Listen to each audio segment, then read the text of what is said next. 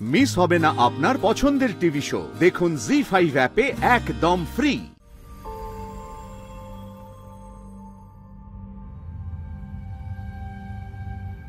এবারে পুরুষদের কিন্তু খুব বড়াই।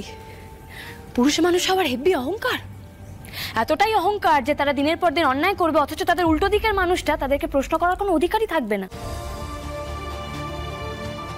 সে অধিকারের জায়গাটা আপনারা দেয়নি। আমার দিকে একদম ওইভাবে তাকাবেন না। আপনি নিজে বুঝতে পারছেন যে আপনি যে কাজটা করেছেন তাতে দুটো প্রাণ কিভাবে নষ্ট হতে চলেছে?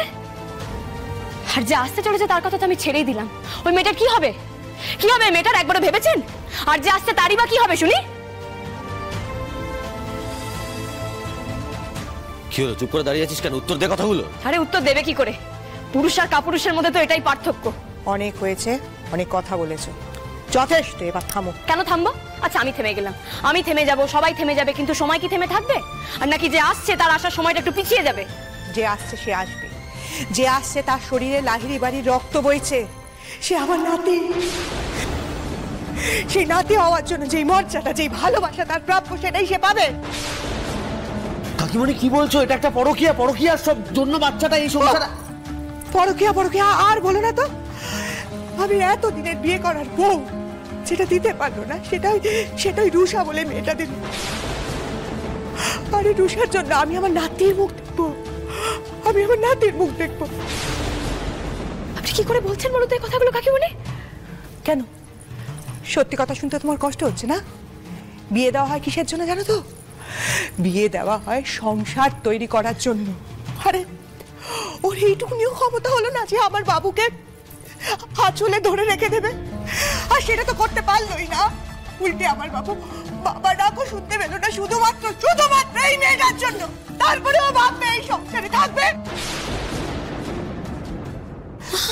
মা মা এখন মা মা বলে ডাকছো না কেন? এই বাড়িতে নিজের জায়গা পাকাপাকি করে রাখবে তার জন্য। কিন্তু কেউ একবারও আমাকে জিজ্ঞেস করলো না আমি কেমন আছি তনুশ্রীর সাথে। এত বছর ধরে সংসার করার পরেও কিভাবে আমি গেলাম রুষার কাছে, কেউ জিজ্ঞেস করেনি। আজকে ওর সাথে আমার সম্পর্ক ভালো থাকলে রুষার অস্তিত্বই থাকতো না। এবার থেকে রুষারই অস্তিত্ব থাকবে এই বাড়িতে, আর রুষার সাথেই আমি বাবুর বিয়ে দেব। একদম ঠিক ডিসিশন নিয়েছো মা। এখন থেকে তনুশ্রীর সাথে আমার কোনো সম্পর্ক নেই।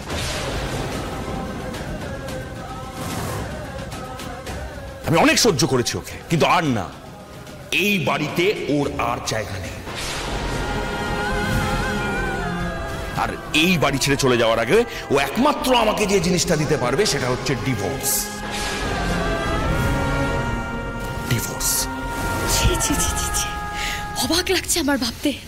আরে বছরের পর বছর থাকতে থাকতে তো মানুষের কুকুর বিড়ালের প্রতিও মায়া দেওয়া জন্মে যায়। আর এই মেয়েটা তো একটা রক্ত মাংসের মানুষ। আপনার এত বছরের বিয়ে করা বউ আপনার এতটুকু মায়া দেওয়া জন্মায়নি ওর প্রতি? এত বড় একটা অন্যায় করতে পারছেন এই মেয়েটার সাথে? জি5 ডাউনলোড করুন আর সব এপিসোড দেখুন একদম ফ্রি।